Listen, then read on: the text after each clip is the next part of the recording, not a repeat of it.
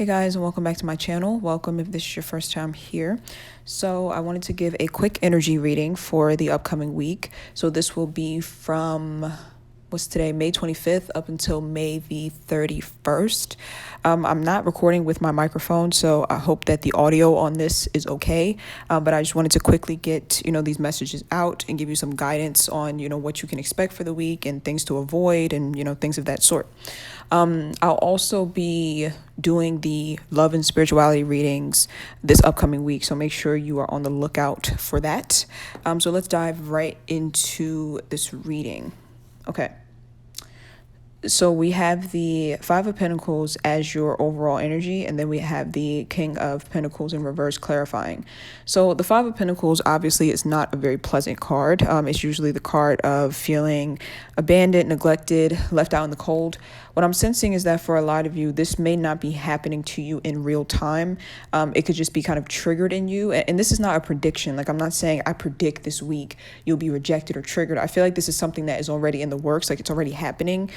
You could be a bit more sensitive to the feeling of rejection, and you could be aware of that right now. I feel like it's something happening.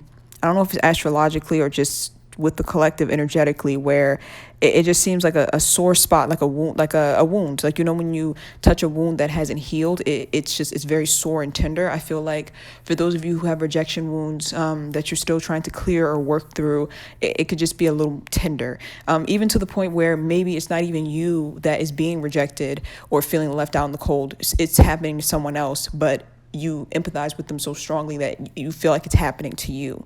Like if someone is getting bullied or shut out in the cold, or if maybe someone who gets dumped or rejected by their spouse, you could just be feeling it as if it's happening to you because it's hitting a nerve or it's hitting a sore spot.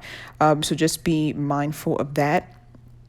With the mature woman card here and the projections card here, I'm also hearing that this week I'm getting kind of like the blind leading the blind energy. So if you have an issue or a problem this week that you're trying to solve, be very careful about who you turn to for advice, because I feel like you could go to someone for advice and they could just start projecting and giving you and kind of leading you astray. So for example, let's say that you were going through an issue with your relationship, right? And you go to someone to ask for advice, and that person is having issues in their own relationships. So the advice they're giving you, it's not from a clear, level-headed space. It's from a space of them projecting their own issues onto your situation. You see what I'm saying?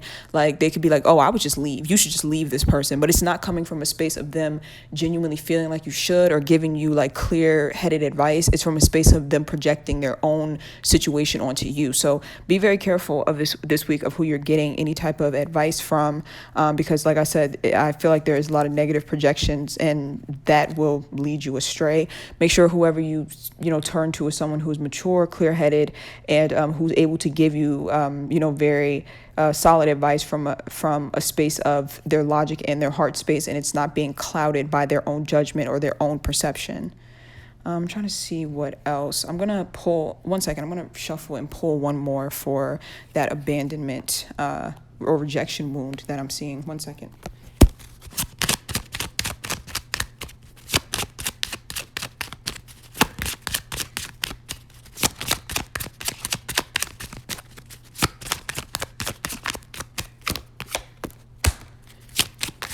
Lady journey. Okay. All right, so I pulled cards to pretty much ask how to get through this, this rejection energy or feeling triggered by someone else being rejected. Basically, what the cards are saying is the Journey card and the Privileged Lady card is basically saying that see this as an opportunity to feel more human, because us as human beings, one thing that we have in common is that we all are sensitive to rejection because we all are social creatures. It's wired in us to feel pain when we are rejected. So every human being on this planet knows what it feels like to be rejected and for it to hurt. And so basically it's saying that instead of seeing these rejection wounds flaring up as like a terrible thing, I mean, obviously it doesn't feel good, but it's basically saying that take this opportunity to remind yourself that you are connected to other human beings, like that it's not just you going through this. It's kind of like an experience that makes you feel more connected to the collective and to the whole. And it's all a part of your path. Like everybody, like I said, has to go through rejection, and often that plays a very important role on our journey.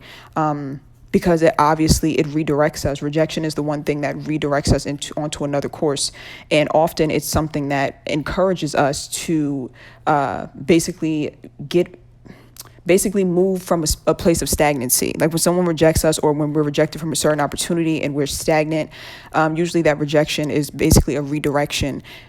So like I said, see it as sort of like a part of your journey, a part of your path, and also see it as something that will help you to feel more human and understand that you're not going through this alone.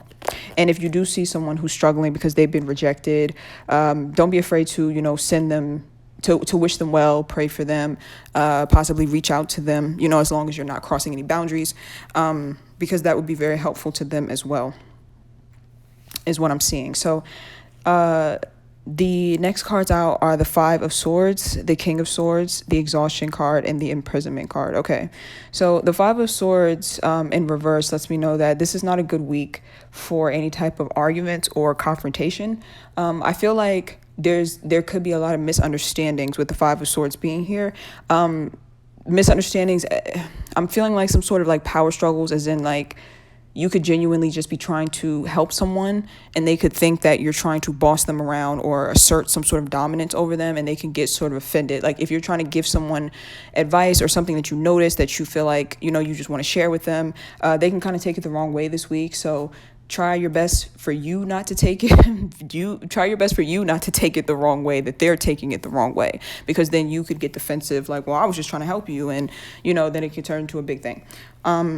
But also that could be, it could be flipped too. Like other people could be trying to give you advice that they genuinely feel like they're trying to help you, or they're trying to correct you in some way, and you could just feel very defensive. So just be mindful of that. Kind of before you respond, just kind of analyze if the person is trying to actually help you or if they're just being a smartass, and make sure you kind of really ponder that before you actually respond in a way that could be argumentative or combative.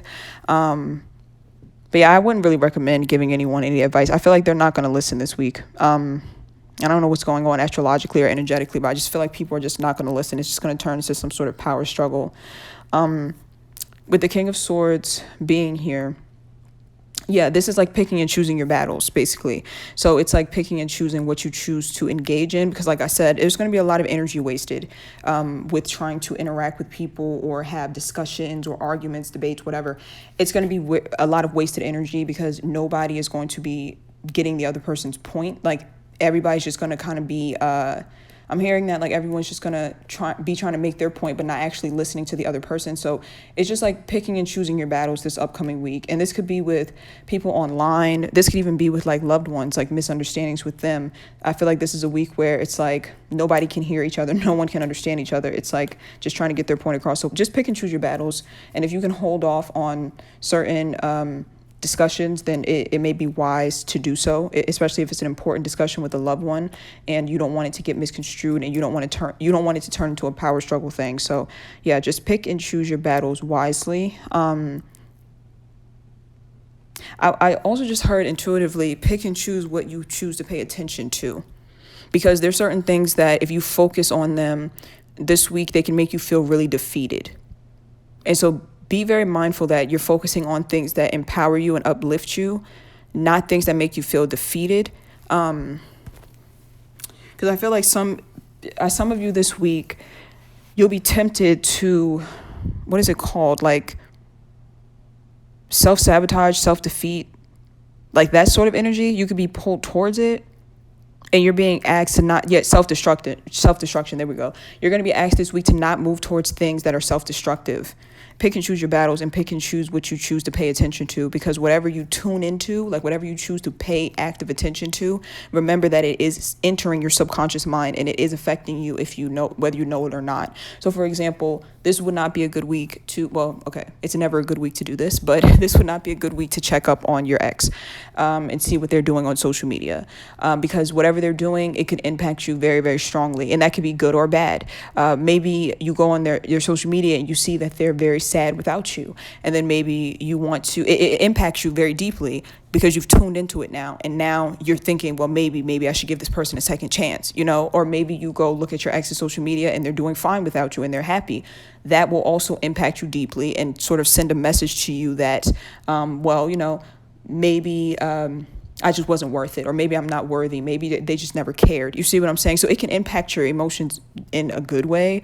I don't know if that's good, like by looking at your ex's profile and seeing that they're sad, and it's kind of like skewing your perception. Like, well, if they're sad over me, then maybe they really have learned their lesson, and then you could be going back to a situation that is not good. You know what I'm saying? So that's just an example of whatever you tune into. It's going to penetrate you more deeply on a subconscious level and emotionally. So just be very careful, because then you can make decisions based off of whatever that message is that has been sent to you. So be careful what you tune into. I feel like scary movies, and I know this is really random, but I feel like scary movies may not be very wise to watch this upcoming week, or like things that are very gory or things that are very like violent. I just feel like your subconscious mind is very, very impressionable this upcoming week. And so certain things that you can normally just take part in and it has no effect on you, or it has very little effect on you, it could really impact you mentally this upcoming week. So just be very mindful of that. I feel also with the exhaustion card being here, if some of you are feeling overworked and like your body needs a rest, I'm feeling like this week, it's going to be difficult for you to actually rest, even though your body needs it. And I feel like there's some sort of disconnect between what's going on in your body and what's going on mentally. It's sort of like your body is tired, but your brain is overstimulated, so you can't get to sleep, if that makes sense. So overstimulation might be a problem this upcoming week as well. Make sure that you're not being overstimulated, like spending too much time on social media or spending too much time looking at your phone right before bed. Make sure that you are, dimming your lights, turning off your electronics, like doing a relaxing nighttime routine, because it looks like your body really needs rest, but your mind is so overstimulated and overactive that it's not allowing your body to go to sleep. And so then that could start to cause your physical health, to deteriorate, as long as as well as your mental health too. But it could really cause your physical body to deteriorate, and your mind is still racing, and you just can't sleep, So a little bit of insomnia you might need to work through this upcoming week. And you can do that by trying to calm your mind down and making sure that it's not being overstimulated. I feel like social media plays a big part in this. I feel like some of you could be overstimulated by social media, spending too much time on it, or just too much time online in general. So make sure that you have some downtime before bed, like maybe turn off all your electronics an hour before you go to bed, read a book an hour before you go to bed, and things of that sort. Like do something relaxing as a nighttime routine so that your body and your mind can both rest, while you are going to sleep, instead of your body trying to go to sleep and your mind keeping you awake. That's what I'm seeing. So the good news is that I feel like with this imprisonment card being here in the reverse, a lot of you are going to feel a weight being lifted off of you this week. If something has been feeling like it's been imprisoning you and like you can't get rid of it, it looks like you are finally going to be clearing that out this upcoming week. And I'm hearing that it's been a long time coming, that a lot of you have been trying to clear whatever this is out for a long time, and it's just been very difficult. You've been very stuck. I hear that a lot of you have been praying to let certain things go, let certain feelings go, to let certain people go. And it looks like you're going to be getting your wish this upcoming week, that the energy is going to kind of subside, is what I'm seeing. So the last few messages here, we have the Hermit in reverse, Three of Swords, Aloneness card, and a Thoughts card. So these cards would be your blockages for the week. So the Hermit card being here, and the Aloneness card, you might have the desire to isolate yourself this upcoming week. And I feel like it's because it's because of what I said before about the wounds, the rejection wounds being triggered, and you just being very, very sensitive to energy this upcoming week. I know some of you hear that and you're like, well, duh, I'm sensitive to energy every day. But this is like being more sensitive than normal, to the point where you feel like you have to isolate. I'm trying to figure out why that would be a blockage though. Oh, okay, I got it. Basically what I just heard is that it's a blockage. It's nothing wrong with isolating to protect your energy. It's a blockage because of what you're doing while you're isolating. Some of you isolate and then start doing self-destructive things, which defeats the point of isolating, because now you've isolated away from people so that they can't trigger you. But now you're like triggering yourself because you're doing defeating things or self-destructive things while you're in isolation. So just be careful of that. Be very careful of that. If you're going to isolate yourself to protect your energy, do things that are uplifting to you. Do things that are going to, make you happy. Take part in positive distractions, or else there really is no point in isolating then, because you could have just kept yourself exposed to the triggers of other people triggering you if you were just going to go in isolation and then trigger yourself, and an example of like triggering yourself, or an example of like self-destructive behavior would be like when you go into isolation and then you kind of just lay around beating yourself up, or like having very self-defeating thoughts, and they're just playing over and over on a loop. And I'm trying to figure out the best way to explain what I'm hearing, because I'm hearing my guide say to make it clear that sometimes that's not in your control. Like sometimes those intrusive thoughts, they're not in your control. They're just happening because you are overwhelmed by something that has taken place. I'm not talking about that. Like, I'm not saying you should be able to control those thoughts completely. That's not what I'm referring to. One second, I'm trying to figure out the best way to describe, or to get the point across that I'm hearing.